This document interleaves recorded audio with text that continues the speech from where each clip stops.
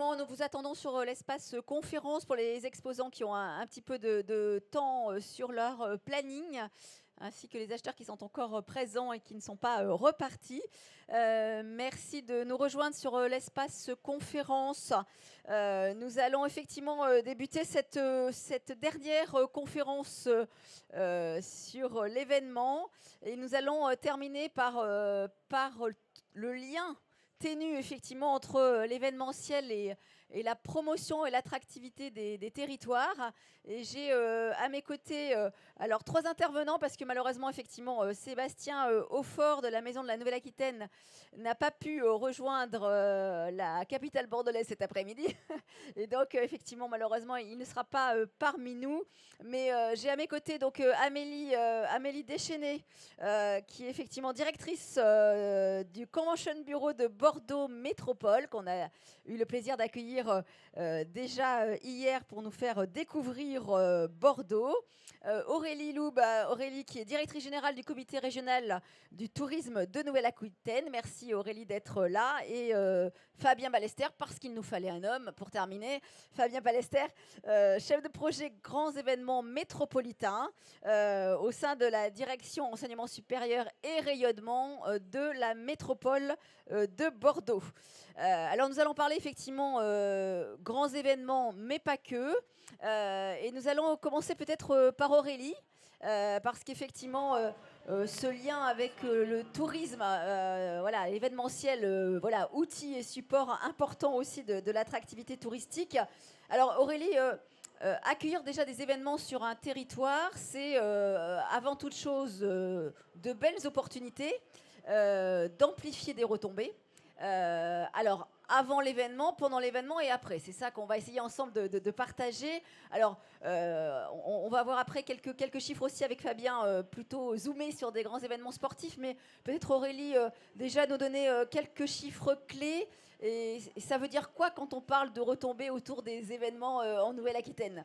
Alors on peut vite monter dans des gros chiffres hein, quand on parle de retombées, plus généralement en France, mais évidemment en Nouvelle-Aquitaine quand ça se passe aussi en Nouvelle-Aquitaine. Sur la Coupe du Monde 2023, puisque là on a la chance d'avoir 2 grands événements, enfin 3 même avec le Tour de France, même s'il est plus régulier, mais là il est particulièrement installé en Nouvelle-Aquitaine cette année. Donc entre la Coupe du Monde de rugby cette année, Tour de France d'abord et ensuite les JO l'année prochaine. Sur la Coupe du Monde 2023, il y a, selon une étude de Deloitte, des retombées économiques attendues en France, hein, pas uniquement en Nouvelle-Aquitaine, de 2,4 milliards. C'est énorme. Et c'est énorme. Voilà, c'est pour ça que j'ai dit qu'on peut vite aller dans des gros chiffres. Ouais. Et en termes d'emploi, sur les projections entre la création et la consolidation d'emplois, on est sur 17 000 emplois. Donc d'un point de vue économique, c'est vraiment c'est un impact réel. C'est un impact réel. On était sur la Coupe du Monde en 2007. On avait déjà accueilli la Coupe du Monde en France en 2007 de rugby. On était à 540 millions d'euros, pardon. Bien sûr. Donc on voit qu'on est en progression, notamment aussi du fait de l'augmentation des prix et de l'inflation, bien sûr. Mais on a aussi l'expérience de l'Euro 2012, où là on voit qu'il y avait des retombées extrêmement fortes aussi. On a eu une durée moyenne de séjour des étrangers de 8 jours en France pour l'Euro 2016. Et là encore, Bordeaux était concerné. On peut avoir aussi des indicateurs sur l'hôtellerie, puisque c'est beaucoup bien sûr, les sur la fréquentation hôtelière. Pour prendre un autre exemple que ces grands événements mondiaux, mais des grands événements plutôt par filière, sur les événements de surf, par exemple, sur le Proxy et le Quicksilver, oui. Donc dans les Landes, du côté d'Osgore, ont été constatés, donc là c'est la source INSEE, des augmentations entre 30 et 50% de taux d'occupation des hôtels pendant cette période-là. C'est au mois d'octobre, donc on est plutôt sur une faible fréquentation descendante, des ailes de saison, ouais. Et là il y a un impact d'autant plus fort en fait sur les retombées. Après, il faut nuancer tout ça, c'est évidemment un bénéfice très fort pour les territoires. Il peut y avoir aussi à considérer les effets d'éviction, c'est-à-dire on n'a plus vraiment envie de venir sur la destination qui est déjà saturée. Il y a les supporters qui viennent, et du coup ceux qui viennent pour la culture, la nature peuvent prendre peur, et du coup, alors si c'est différé, c'est pas grave, mais choisir une autre destination. Et les effets de substitution, c'est-à-dire qu'il y a ces clientèles-là qui viennent et qui dépensent, mais s'il n'y avait pas eu ça, il y aurait eu d'autres clientèles qui viendraient et qui dépensent. Donc c'est à nuancer. Il y a aussi les impacts environnementaux à prendre en compte. On disait saturation, acceptabilité. Exactement, il faut que ça se passe bien. Et puis il y a une affluence affluence de population dans un espace-temps très réduit, et donc gestion de l'eau, des déchets, l'impact des transports, etc. Même si là, dans les projections, il y a quand même une forte volonté des visiteurs de venir par des moyens collectifs. Alternatifs, oui. Et l'avion vient en dernier, vraiment dans les moyens d'acheminement. D'abord parce qu'il va y avoir une forte fréquentation des Français, hein, donc on est plutôt sur le train, donc c'est voiture, train, avion. Sur des marchés plus domestiques, hein, quand même. Sur des marchés plus domestiques, et même, je pense, ils sont conscients de la saturation des véhicules, et donc privilégier quand même aussi le train dès qu'on va le pouvoir. Et c'est là où on a la chance d'être bien desservi. Il peut y avoir une arrivée en train à Paris ou aérienne à Paris, puis ensuite le relais du train, ce qui fait que voilà, l'impact plutôt local est un petit peu amoindri. Mais ce qui est important, voilà, c'est qu'on a vraiment des retombées économiques qui sont très fortes, qui bénéficient beaucoup aux acteurs du tourisme, et particulièrement l'hôtellerie et la restauration, mais aussi aux autres acteurs. On a des données en fait d'Atout France sur les intentions des visiteurs, des supporters, et qui nous indiquent qu'il y a une forte intention de visite, de musées, c'est-à-dire qu'on profite de cet événement pour découvrir une région ou découvrir. Et autant le Français va venir voir le match et repartir chez lui, autant l'étranger, on est sur une durée moyenne pressentie de presque 4 jours pour la Coupe du Monde de rugby. Donc ça laisse le temps de, alors soit c'est pour voir de matchs et faire un circuit, soit c'est effectivement pour de se poser dans la destination, se poser, rayonner dans la ville bien sûr, et voir au-delà. Alors justement, on va donc avoir ces visiteurs qui vont venir pas simplement effectivement du coup pour voir ou pour supporter l'événement. On en parlera un petit peu plus précisément tout à l'heure. Donc ça veut dire aussi que au sein du comité régional du tourisme, vous avez eu un travail à faire avec les territoires. Alors pas que ceux qui vont accueillir du coup les épreuves, mais aussi les autres. Justement, alors on parlait de parcours avec la mobilité, mais du coup il a fallu aussi créer des produits nouveaux. Oui, c'est ça. On a deux objectifs. C'est vraiment d'optimiser les retombées générées par les supporters pendant la Coupe du Monde. On disait il y a un temps de séjour relativement long, donc essayer de leur donner de l'information avant et pendant pour les encourager à rayonner. Alors, soit autour d'une ville, mais aussi dans des itinéraires à partir de plusieurs villes qui accueillent des matchs, et de faire des supporters des prescripteurs et des repeaters, de leur donner envie de venir. Alors, c'est-à-dire de dire effectivement, voilà, vous avez été bien accueillis, vous avez eu une belle expérience, et donc du coup vous avez envie soit de recommander, soit de revenir. Exactement, c'est tout à fait ça. Et le fait de les exposer à des idées de visite avant et pendant, même s'ils ont déjà engagé leur séjour ou si ils ont déjà leur itinéraire qui est bouclé, ça donne quand même de la suggestion de visite en se disant vous n'avez pas tout vu. On a eu une bonne expérience et on sait qu'il y a encore d'autres choses à voir sur le territoire. Donc on est dans cette optique-là. Et donc à partir de là, on a créé des itinéraires. Pour l'instant, on a une quinzaine d'itinéraires. Alors vous avez même cartographié carrément. Oui. Alors on l'a pas aujourd'hui parce qu'on a voilà, mais on a cartographié des parcours. Quoi. Oui, c'est ça, tout à fait, qui sont des itinéraires moitié en train, moitié en voiture. On est conscient aussi que la voiture est encore très prégnante, donc on ne fait pas tout en train, mais on encourage beaucoup en train. Et des itinéraires thématiques et des itinéraires qui prennent en compte les itinéraires des supporters potentiels. Parce que l'équipe d'Irlande joue là tel jour, elle joue potentiellement là tel autre jour. Et donc, voilà, de tenir compte de ça. Et l'idée, c'est d'utiliser tous les canaux disponibles, dont ceux de la métropole, et j'imagine que Fabien va nous en parler, mais aussi ceux directement des organisateurs du GIP Coupe du Monde 2023, qui va créer donc évidemment sites, applications, etc., et qui sont disposés effectivement à pouvoir relayer nos informations auprès des porteurs de billets.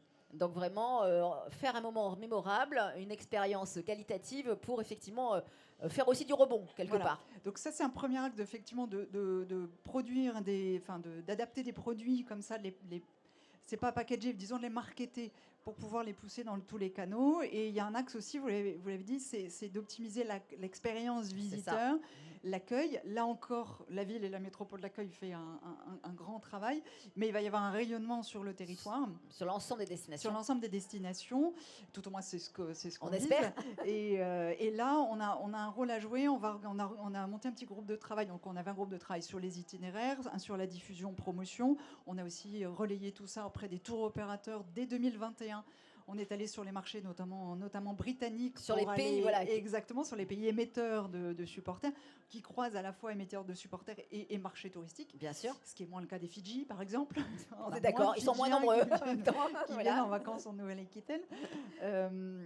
Et donc, sur l'accueil, un groupe de travail qui est vraiment là l'idée de non pas travailler sur l'accueil même parce que c'est pas le rôle du CRT, c'est vraiment le rôle des offices et des collectivités de proximité, mais d'apporter toutes les informations disponibles aux relais touristiques, que ce soit les filières touristiques comme l'UMI par exemple, je crois l'hôtellerie qui est fortement touchée, ou les territoires à travers les offices de tourisme, en mettant à disposition toute l'info, parce qu'il y a tout un écosystème autour de ça. Il y a Tout France qui va faire des MOOC spécialisés dans l'accueil de ces visiteurs étrangers pour les socioprofessionnels du tourisme. Mais voilà, l'hôtelier, le restaurateur, il n'a pas forcément l'information. Donc nous, on va diffuser cette information-là, l'application du GIP, etc., pour que quand il y aura des points de contact entre les professionnels ou les offices de tourisme et les supporters, ils soient armés pour les orienter vers les dispositifs d'accueil et d'information sur les écomobilités, enfin sur la mobilité en général, dont les écomobilités, les dispositifs d'accueil. Donc upgrader quand même l'hospitalité par rapport à ses clientèles. C'est ça. Plus l'expérience sera positive, plus le taux de prescription et de revisite sera fort. Sur la Coupe du Monde de Nouvelle-Zélande, 83% des étrangers interrogés étaient prêts à recommander la destination à des amis. Donc on sait que le pouvoir de prescription, il est très fort quand on non ex vertu. Donc on sait que déjà par l'aspect sportif, il va y avoir une expérience forte. Voilà, parce que c'est un moment inédit, c'est déjà un moment d'émotion, mondial, voilà, et qu'en plus, à nous, tous, collectivement, de faire en sorte que l'expérience soit la plus réussie possible. Donc prescription, donc voilà, hein, des ambassadeurs nouveaux, si j'ose dire. Est-ce qu'aussi dans la promotion touristique, du coup, on va utiliser aussi peut-être les valeurs qui sont véhiculées par ces grands événements? Est-ce que on l'a déjà pas mal fait effectivement dans l'avant, et notamment là encore sur les marchés émetteurs qui partagent ces valeurs-là. On pense aux Britanniques qui sont notre première clientèle étrangère en Nouvelle-Aquitaine, avec des hauts et des bas évidemment ces dernières années entre Covid et Brexit, mais d'utiliser ces points forts et ces valeurs en termes qui sont aussi propres au sud-ouest et particulièrement à la Nouvelle-Aquitaine. C'est vrai qu'avec la fusion des régions, on a retrouvé dans la même région Bordeaux, Bayonne, mais aussi La Rochelle de Poitou-Charentes, Brive du Limousin. Voilà, donc on est vraiment une terre une valeur fédératrice, on va dire. Exactement. Et puis voilà, sur les valeurs du collectif, de la solidarité, du bien vivre, de l'art de vivre, donc qui sont complètement intrinsèques au territoire. Et on a plus fortement effectivement marqué dans nos différents messages touristiques ces valeurs-là. Donc on nourrit bien l'attractivité. Alors Fabien, par rapport effectivement à la cellule grands événements, alors déjà cette cellule dans la métropole, elle est abritée par un service économie et rayonnement. Ça veut dire qu'on a bien compris que les grands événements nourrissaient le rayonnement et l'économie. C'est dans l'ADN. Tout à fait. Ça donne déjà le sens. On est au sein du développement économique, dans la grande direction du développement économique de Bordeaux Métropole, parce que il y a de forts intérêts à la fois financiers, et de taux de rebond en fait. On a compris que c'était pas des one shot qu'on allait jouer à chaque fois et qu'il fallait s'inscrire en fait dans une vraie stratégie territoriale, mais pas qu'à l'échelle de Bordeaux Métropole, avec les autres collectivités, pour attirer en fait ces grands événements. Et d'autant plus parce qu'on les gère aussi à la métropole, et là c'est plutôt ma petite histoire, mais qu'on gère aussi les infrastructures sportives. C'est ce que j'allais dire, c'est que là on a parlé effectivement du coup de reconnaissance de la qualité de l'hospitalité, mais accueillir des événements sportifs de notoriété nationale, internationale, c'est aussi une reconnaissance de la qualité des infrastructures locales? C'est ce qu'on appelle le rayonnement au sens large, c'est-à-dire que quand on reçoit des événements qui soient nationaux ou internationaux, déjà, ce qui est mis en avant du fait de l'accueil, c'est la qualité des infrastructures sportives qui ont été en fait retenues par les organisateurs.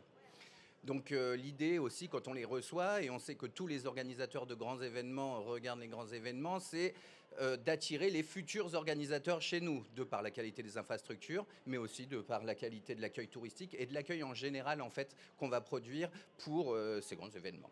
Donc ça, c'est le premier point. Derrière, on a forcément la destination, et c'est là où on s'emploie, puisque beaucoup, en tout cas de ce qu'on peut avoir, donc comme le disait Aurélie, sur la Coupe du Monde de rugby, on sait que déjà on va avoir 186 000 spectateurs en fait qui vont venir pour les 5 matchs. Tous les billets ont été vendus, mais l'idée aussi c'est de les faire revenir, et c'est d'autant plus important, nous informe Paris 2024 sur les JO, où les gens en fait regardent à la télé dans le monde entier, et après, vraisemblablement, on le découvrira après, ils peuvent concrétiser un voyage en fait en France, et pourquoi pas chez nous en Nouvelle-Aquitaine. Donc ça aussi, c'est Par important. les médias, effectivement. Pas que simplement sur la consommation directe, mais là, on est sur la Pas consommation immédiat. indirecte, quelque part.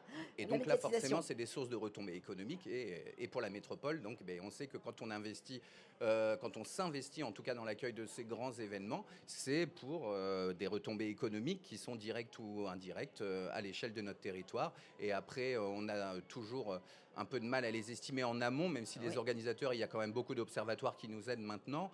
Mais on sait d'ores et déjà qu'à l'échelle du territoire, pour la Coupe du Monde de rugby, pour les 5 matchs accueillis, c'est vraisemblablement 70 millions d'euros en fait, de retombées économiques sur notre territoire. Direct.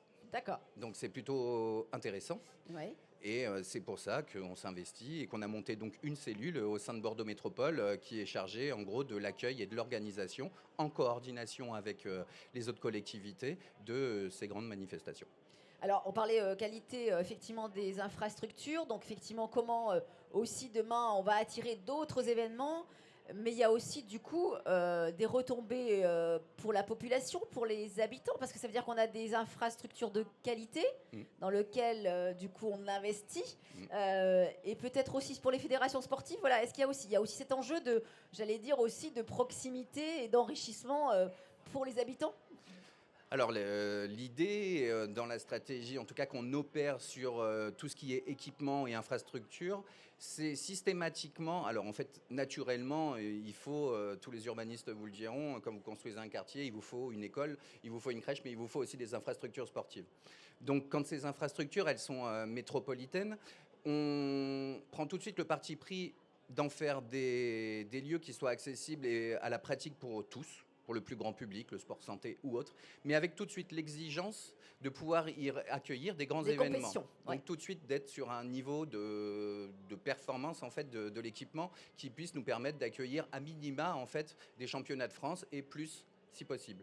Donc c'est l'intérêt, enfin c'est ce qu'on a mis en œuvre pour par exemple le stade de Pierre-Paul Bernard à Talence, où vraisemblablement on devrait pouvoir accueillir les championnats de France d'athlétisme en 2025.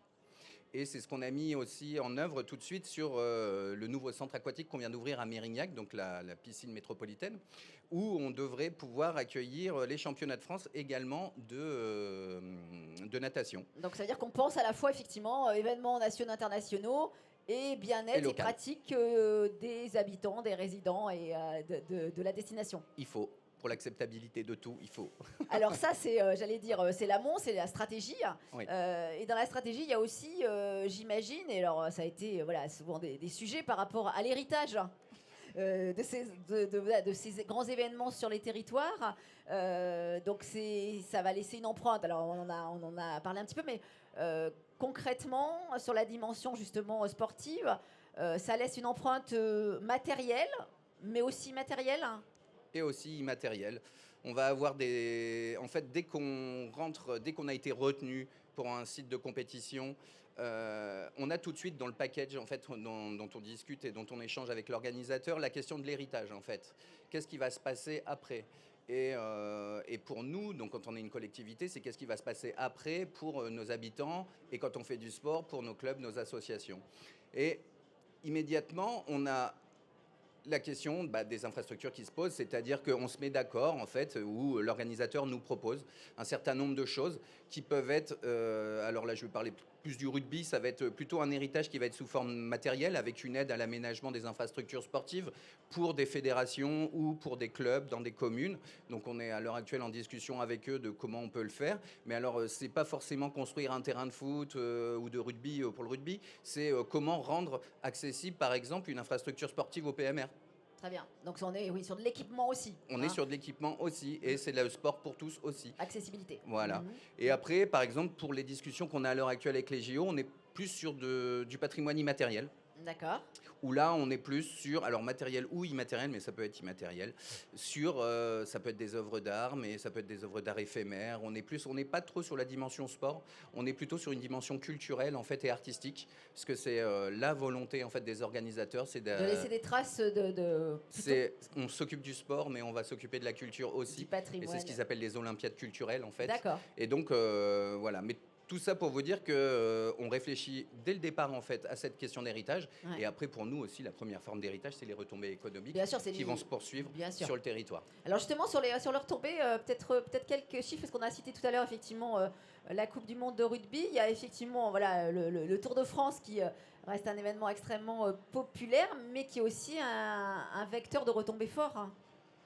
Alors, pour le Tour de France, à l'heure actuelle, donc qui arrivera ici le 7 juillet 2023, l'organisateur nous dit que sur une ville-étape et sur une agglomération de la taille de Bordeaux Métropole, on va être sur une jauge d'affluence de entre 50 000 et 90 000 spectateurs en fait, qui vont se déplacer pour venir voir l'arrivée du Tour de France. Parmi ces spectateurs, on en a la moitié en fait qui vont être des riverains. Ça va être Les gens qui sont de proximité. Voilà, de proximité. Et après, on a sur la moitié qui nous reste, on en a un quart, donc ça va être plutôt les gens qui suivent le Tour. Qui font le tour, c'est le cas de dire. Voilà, qui font toutes les étapes, donc qui arrivent en amont ou autre. Et on va avoir des touristes qui viennent spécialement pour X raisons. Et qui peuvent passer un petit peu plus de temps pour découvrir la Voilà. destination. Un peu à l'image en fait de la Coupe du Monde de rugby, on nous annonce que c'est des spectateurs, donc pour ceux qui vont rester, qui vont rester entre 2 et 3 jours en fait. Ils suivent pas forcément le Tour, ceux qui viennent de l'étranger voir spécialement l'étape, et qui vont venir consommer, en tout cas chez nous, en restauration, en hôtellerie, en merchandising ou autre. Donc à l'heure actuelle, on sait d'ores et déjà que sur la nuitée du 7 juillet et du 8 juillet, l'ensemble des hôtels est là. On Amélie viendra pas à m'arrêtera Bordeaux, si je me donc. trompe, mais vraisemblablement c'est complet. Voilà. Et donc nous, suite à ça, on a fait des estimations. On sait d'ores et déjà que en tout cas, je vais parler en euros investis. Pour 1 euro investi par la métropole, on devrait en récupérer entre 4 et 8. D'accord. À l'échelle du territoire, dans l'économie. C'est pas de l'argent qui revient directement à la métropole. Compris, c'est ce qu'on a évoqué tout à l'heure. On est bien dans la chaîne de valeur, dont la chaîne de valeur touristique évidemment, qui est extrêmement importante. Donc voilà, après on avait réalisé, et après tout va dépendre sur les retombées économiques des types d'événements. De la nature des événements, bien sûr. On sait qu'on organise aussi tout ce qui est concert au stade Matmut. C'est encore une autre population qu'on attire entre des concerts et des matchs de foot ou des matchs de rugby. Et à chaque fois, on a calculé un ratio, mais tout événement confondu, qui est en fait, quand on investit 1 euro, on en récupère en moyenne, tout événement confondu, 1,40 €. Et donc là, 4-5, on est bien avec des petites jauges, je compte les matchs des Girondins, je compte les matchs de l'UBB, je compte les concerts, mais avec des grands événements aussi, type Coupe du Monde de rugby ou autre. Alors là, on a parlé beaucoup événements B2C, donc événements grand public, sportifs notamment.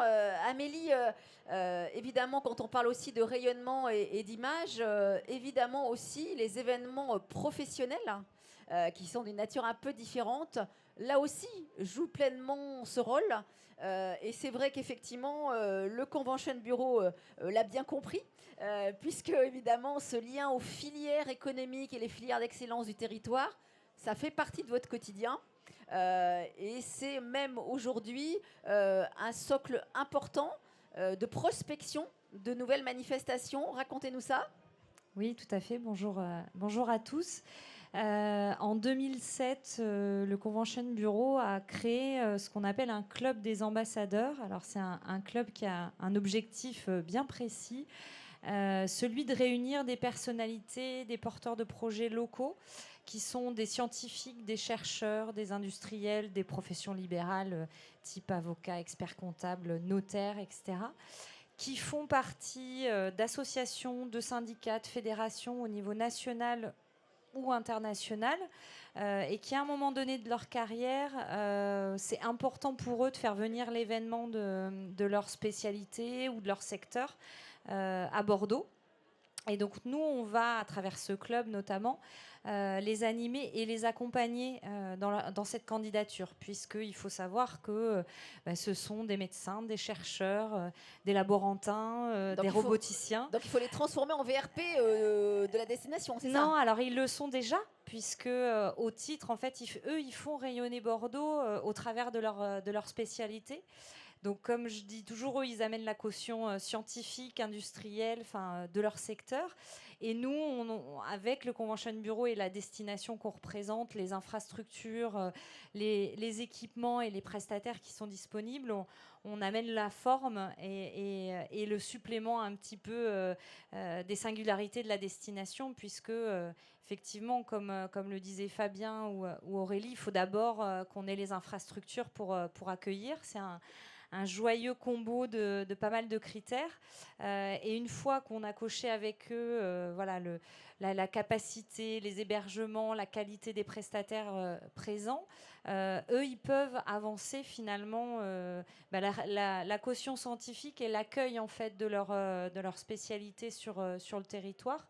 Et donc nous, on va simplement les aider à projeter l'événement sur le territoire, sans l'organiser encore une fois, parce qu'il y a des agences et des prestataires pour le faire, bien sûr. des professionnels pour le faire.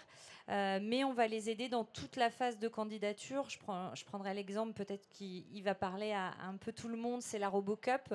La RoboCup, à la base, c'est un événement professionnel puisque c'est un championnat mondial de robotique.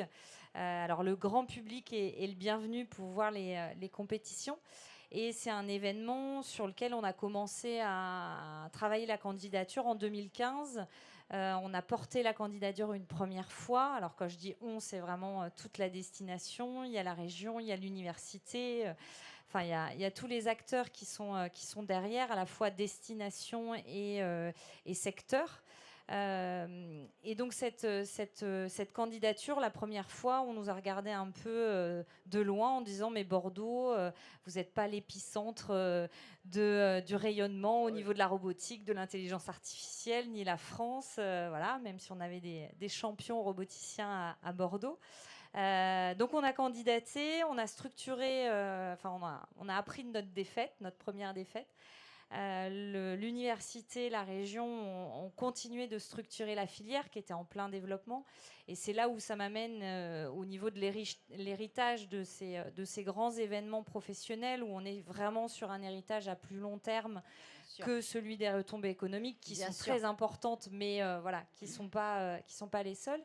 Et sur un événement comme la RoboCup, il y a toute une filière française. On a notamment créé la Fédération française de robotique qui n'existait pas. Donc une vraie aide à la structuration de la filière, là, pour le coup. Oui, exactement. Et du coup, au rayonnement industriel et de la recherche dans ces thématiques de robotique et d'IA, où la France n'était pas hyper bien positionnée. Et sur ces dernières années, où on est vraiment monté avec la région Nouvelle-Aquitaine et Bordeaux un peu en ligne de mire. Donc voilà, tout ça pour dire qu'en termes de candidature, ces ambassadeurs, on va les accompagner sur les aspects, entre guillemets, logistiques de leur événement. Donc c'est une communauté d'ambassadeurs. Exactement. Et alors il faut les animer aussi parce que voilà, là on les accompagne, on leur demande de porter des candidatures à un moment donné. Donc c'est un vrai club qui s'anime aussi toute l'année, tout le temps. Oui. En fait, on est au niveau du Convention Bureau en lien avec une trentaine d'ambassadeurs précis chaque année sur des candidatures. Et on les réunit puisque ce sont des personnes qui travaillent finalement dans des secteurs bien différents. On les réunit 3 à 4 fois par an. Il y a notamment un moment important pour eux à la mairie où il y a une reconnaissance en fait de leur investissement pour faire venir des événements où on remet une médaille de la ville. Voilà, on valorise vraiment leur implication une fois par an. Et puis après, on les invite sur des temps forts aussi de la destination où quand il y a eu, par exemple, le nouvel équipement, le Palais de l'Atlantique qui a ouvert à Bordeaux, on a fait une grosse soirée là-bas pour qu'ils se rendent compte, effectivement, de l'offre, puisque ça nous a permis de passer un gap en termes d'accueil de congrès grâce au Palais de l'Atlantique. Puisque, encore une fois, ce ne sont pas des organisateurs de congrès. Donc, ils n'avaient pas forcément en tête que Bordeaux pouvait accueillir le congrès international de leur spécialité. Donc, voilà, on les anime et on les... Juste si je peux terminer. Oui, vas-y, non, allez, vas-y. En fait, on les fait se rencontrer à ce moment-là sur plutôt des soirées informelles où eux, ils vont pouvoir trouver des connexions, des échanges. Moi, je me souviens d'une soirée où il y avait un chirurgien qui rencontre un roboticien et tout de suite qui se disent, bah oui, dans nos métiers, il y a des applicatifs et on pourrait travailler sur ça. Ah, mais vous êtes où à l'Université de Bordeaux? Mais moi, je suis au CHU. Enfin, voilà, c'est pas la mise en réseau aussi, ouais, la mise en réseau. Voilà, c'est de la mise en réseau pour aussi créer des synergies sur le territoire. Et il y a souvent des belles rencontres qui se font à cette occasion-là. Échange. Et puis, c'est ce que je voulais rajouter juste avant que tu termines, c'était et que même le Convention de Bureau va plus loin, c'est-à-dire que vous êtes aussi dans la production. Aussi oui, de promotion. C'est vrai que je voulais te couper tout à l'heure. Voilà, parce que quand tu dis animé, c'est aussi aujourd'hui, vous êtes même producteur de quelques supports, en tout cas, qui valorisent les filières. Vous allez jusque-là, c'est ça que je voulais dire. Oui, on est allé jusque-là au moment du Covid, où on avait du mal à mettre en place des candidatures congrès, à aller chercher les organisateurs, puisque le secteur était à l'arrêt. Donc on s'est posé la question, comment est-ce qu'on peut continuer à communiquer sur nos filières? Parce que la recherche ne s'arrête pas, les développements ne s'arrêtent pas. Et on s'est dit, il faut qu'on soit prêt au moment où ça va repartir. Donc on a décidé 2 à 3 fois par an de sortir des reportages qu'on appelle reportages filières d'excellence sur une filière en particulier. Donc on a fait la filière forêt-bois, on a fait la filière robotique, on a fait la filière oncologie, les neurosciences également. On va sortir un reportage sur la filière eau.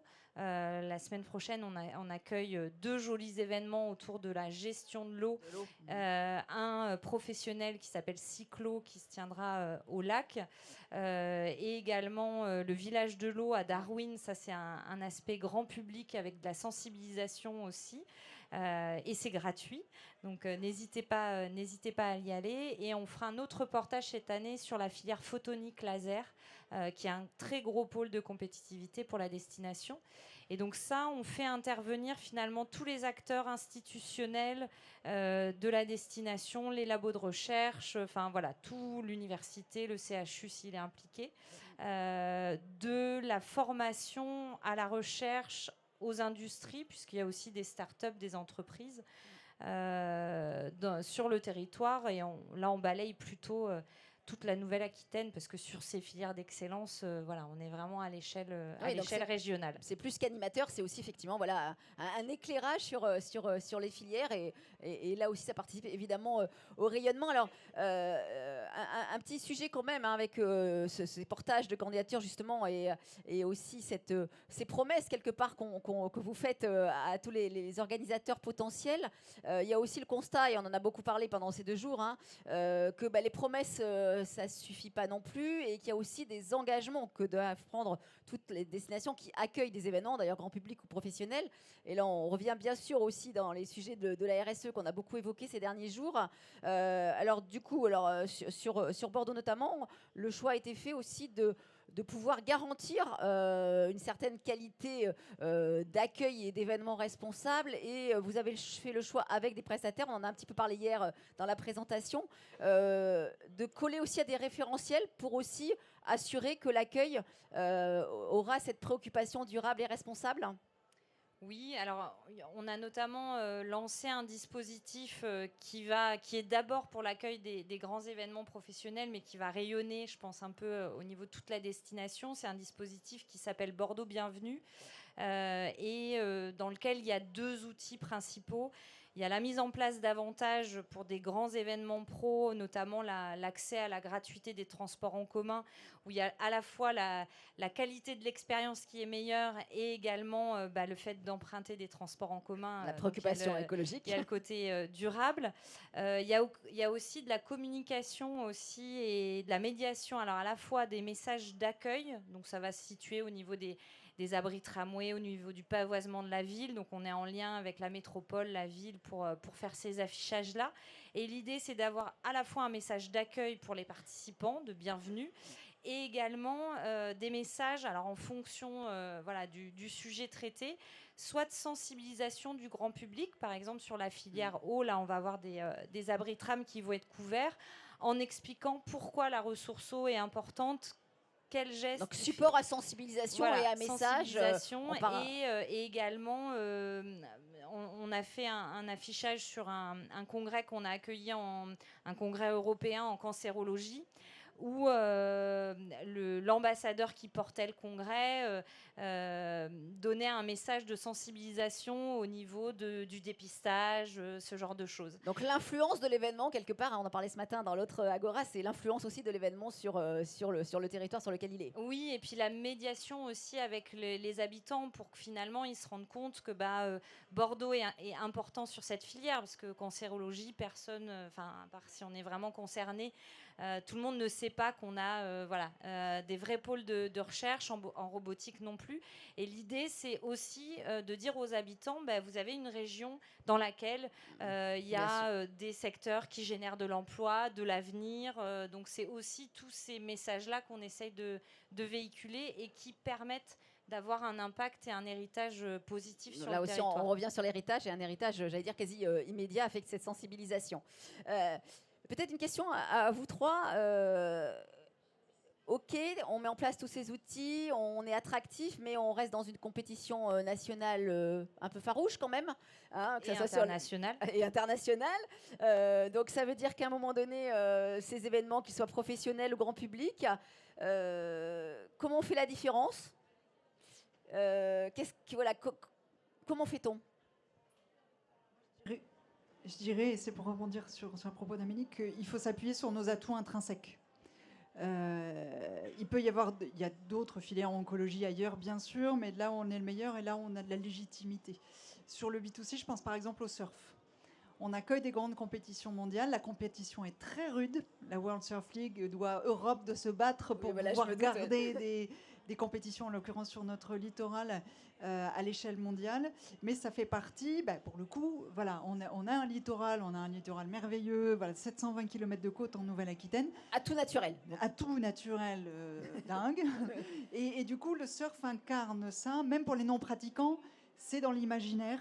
Ça fait rêver, on les voit. Et donc de garder d'avoir des grandes compétitions, c'est primordial, évidemment, pour tout ce qu'on a pu dire ici depuis une heure sur les retombées, l'héritage, l'image médiatique, etc.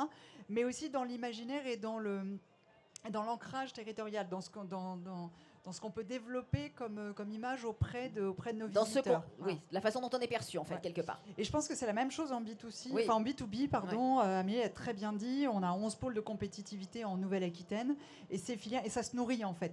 Il y a des pôles de compétitivité parce qu'il y a des professionnels, des industriels. C'est le cercle vertueux. Ça crée de l'attractivité, et on doit créer des événements, et ça permet de légitimer, de cautionner, en fait, cette filière-là. Donc là, c'est un cercle vertueux. Donc moi, je dirais en deux mots, s'appuyer sur nos atouts identitaires, qu'ils soient professionnels ou grand public. Sur la partie sportive, Fabien, c'est la même chose, hein? Je crois qu'Aurélie a bien résumé les choses. Oui. Après, nous, souvent, on commence par une candidature plutôt nationale, c'est-à-dire qu'on fait un Club France où, en fait, on va défendre une candidature à l'échelle contre des amis européens. Bien sûr. Et après, il y a la candidature, il y a une sorte de compétition en interne, une fois que la France a été retenue sur les sites de compétition. Mais comme l'a dit Aurélie, on s'appuie naturellement sur nos infrastructures, en l'occurrence. On essaye de parler de notre qualité d'accueil et des services qu'on peut rendre. Et c'est nos atouts, en fait, qui font la différence, vraiment. Alors après, sur les Anglais, par contre, ils viennent nous chercher assez naturellement. Ils sont très présents. Alors, du coup, quand on aura accueilli tous ces événements, est-ce que, du coup, dès à présent, par exemple, on se pose la question de la stratégie d'après, c'est-à-dire, alors on en a un peu parlé sur la notion d'infrastructure et des négociations déjà en cours avec les organisateurs, mais peut-être sur le tourisme, Aurélie, est-ce que, du coup... on se dit, qu'est-ce qu'on va faire de ça, quoi? Est-ce que, du coup, déjà aujourd'hui, on a une stratégie de l'après? Oui, je pense que ce soit la Coupe du Monde ou les JO, il va y avoir une exposition médiatique très, très forte. Et si ça se passe globalement bien, parce qu'il peut y avoir aussi, on a un exemple assez récent d'un match de... Malheureusement. qui a laissé des traces, mais on va imaginer qu'il n'y a pas d'incident majeur. Il y a une image très positive qui crée de l'envie. Donc c'est à nous d'aller surfer là-dessus et d'aller renforcer la pression, en fait, de promotion là encore sur les marchés qui ont du sens d'un point de vue touristique et qui ont été exposés à ça. Soit sur vous en étiez revenez à revival un peu sur le territoire, soit vous avez manqué, mais Revenge. on vous attend encore. Revenge. Voilà, c'est ça.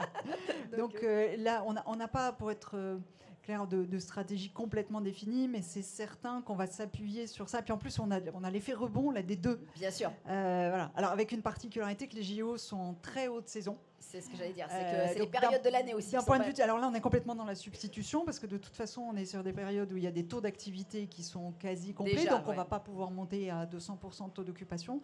Donc on est sur la substitution. Donc là, c'est les deux axes, c'est revenez visiter et surtout, c'était la fête l'année dernière, c'est plus calme, revenez nous voir maintenant. Quoi, voilà. Donc on va adapter nos messages selon les profils. Est-ce qu'il y aurait des petites questions, des remarques sur nos intervenants qui nous accordent leur temps? Non? Eh bien, écoutez, je vais vous remercier de votre partage. Hein. Merci beaucoup à vous trois. Merci à vous de votre écoute. Bon courage surtout pour tous ces événements à accueillir et pour la prospection, Amélie. Donc, bon courage à tous. Merci beaucoup. Hein. Merci.